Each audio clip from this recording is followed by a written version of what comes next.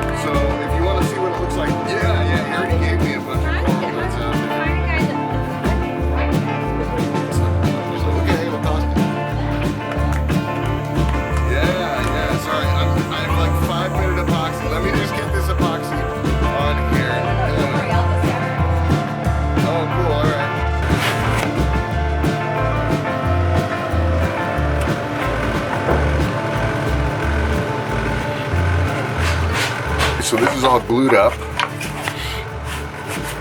and I guess I should put the front on as well.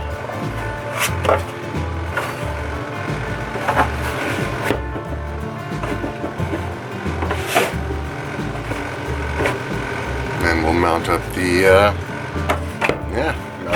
mount up the rest. Now, unfortunately, I cannot share this model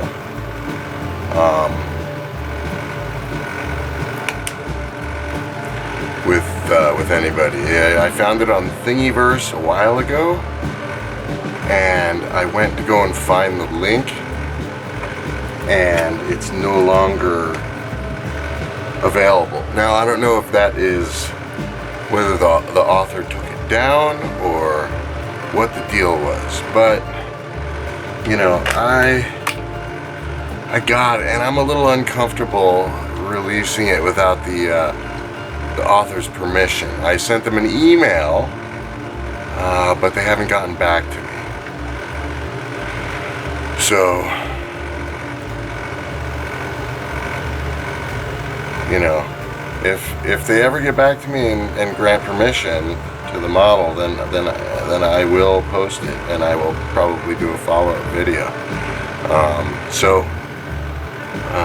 that's where we stand on this model. I'm currently making another model myself, like by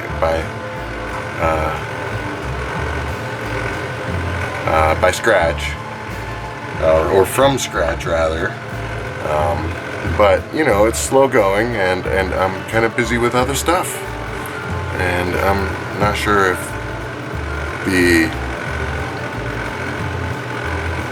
I'm not sure what order I'm going to be releasing videos. So we'll see. This is slow going. Hope I have time. The clock is ticking on this 5-minute gel epoxy, which is fun. You know, I don't have to mess around with the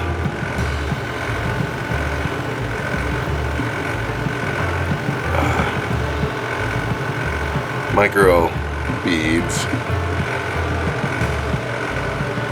to thicken it up, but alright. Did I just like get rid of all my epoxy?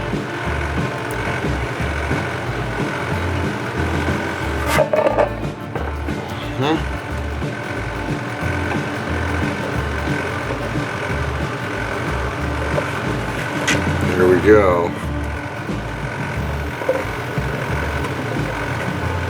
Oh, I need to clip that and clip that, or clamp those rather, and going to see about.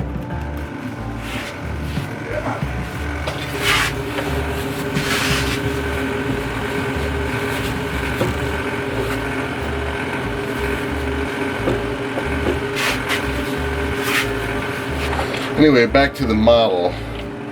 The original model, I ended up modifying. I added a lip with a bead around it because water was getting in there despite my silicone seal.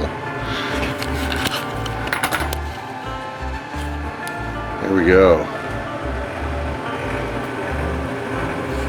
Okay, so I drilled out the bore for the water cooling, and then I put the brass tube in that I filed out so that it will scoop water. Anyway, see, I have the stuffing box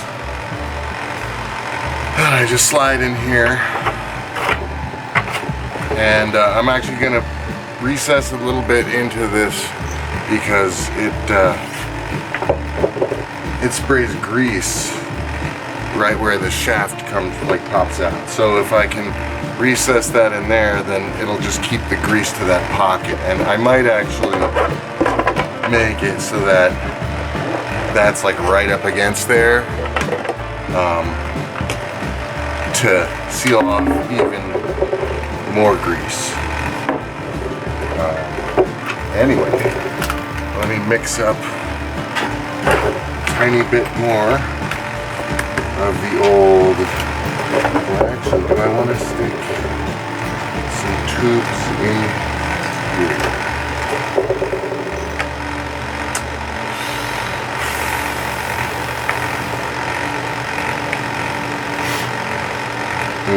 Not now. Maybe not.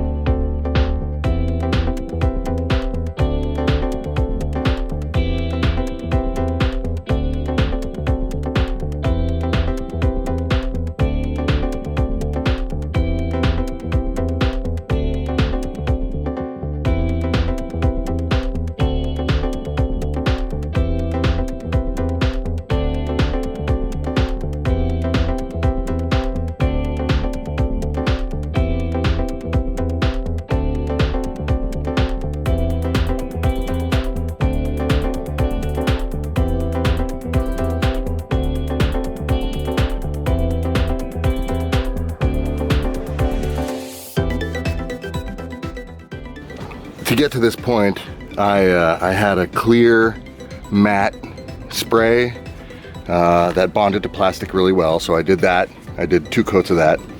I should have sanded between, but I didn't because I'm lazy.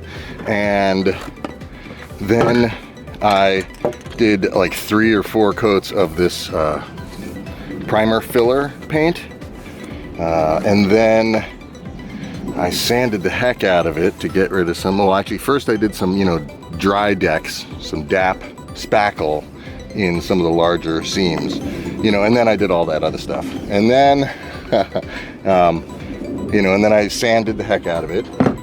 And, now we're gonna give it some flat white primer. And then I have a very special spray paint that, if you've been watching the channel, you already know it. It's that the paint I used on my kids' pedal cart rehab. So I have a little bit of that left, and I want to do that. And then, I got an airbrush, and I've been thinking about going a little fancy, but maybe do some like, the blue metallic background with like a cool fire effect or something. I don't know. But I'm gonna try and use the airbrush for the windows and the other stuff, but we'll see. I might just want to get out and use it. So it looks dry enough to me. I'm gonna give it a light dusting.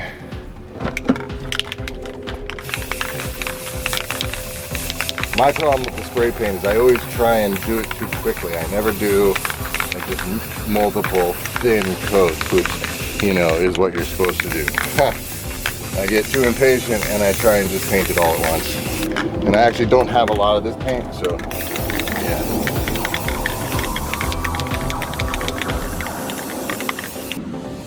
Borderline too much. Gotta get the coverage. Thumbprint. Alright. See, this is where I get into trouble. I'm gonna leave it. I'll pick everything up on the second coat.